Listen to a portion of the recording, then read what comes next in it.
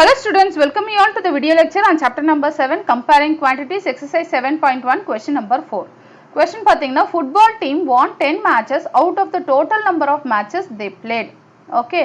So ஏதோ ஒரு matches விளையாடி இருக்காங்க அதுல 10 match வந்து win ஆயிருக்காங்க. If their win percentage was 40%, how many matches did they play in all? Okay. So இதுல பாத்தீங்கன்னா win percentage கொடுத்துட்டாங்க. Win percentage வந்து 40%. அதே மாதிரி matches won அதுவும் கொடுத்துட்டாங்க. எத்தனை matches win பண்ணிருக்காங்க? 10 matches win பண்ணிருக்காங்க. ஓகே. சோ நம்ம ஃபைண்ட் அவுட் பண்ண வேண்டியது மொத்தமா எத்தனை matches வந்து அவங்க ப்ளே பண்ணிருக்காங்க அப்படினு கேக்குறாங்க. Okay. So matches played. Okay, இதுதான் என்னன்னு கேக்குறாங்க. So matches won, matches win percentage இத வச்சே நம்ம ஈஸியா matches played என்னன்னு ஃபைண்ட் அவுட் பண்ணிரலாம். Okay, so win percentage என்னது 40. Okay, so 40% of total matches தான் என்னது 10 matches. Okay, so 40% of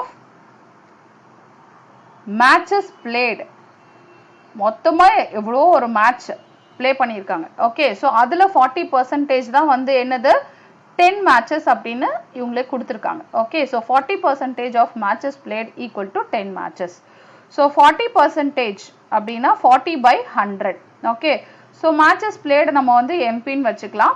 So இந்த பக்கம் வந்து 10 matches. Okay. So ஏதோ ஒரு value of number of matches ஆடி இருக்காங்க டோட்டலா. அந்த டோட்டல்ல 40% எவ்வளோ 10 அப்படின்னு கொடுத்திருக்காங்க. அப்போ matches played என்னது ஈஸியா நம்ம இந்த டேர்மை ரைட் சைடு கொண்டு போயிடலாம். ரைட் சைடு எழுதும்போது ரெசிப்ரோக்கல்ல எழுதுவோம்.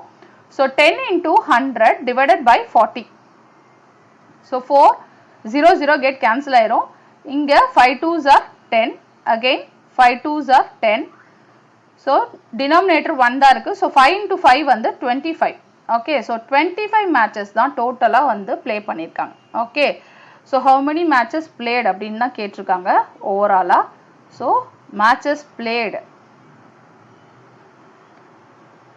overall matches played வந்து 25 matches.